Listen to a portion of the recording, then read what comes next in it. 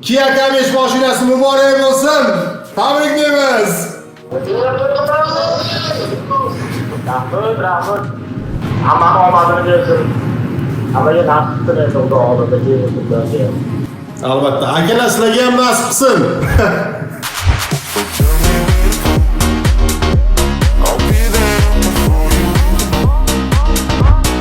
Assalomu alaykum milliy shou obunachilari. Mana biz Andijon viloyati Qo'rg'ontepa tumani Sultonobod shaharchasidan shu milliy shouda 27-turidan bittagina bilet olib, shu Glavniy priz asosiy sovrin Kia K5 avtomobilini yutib oldik.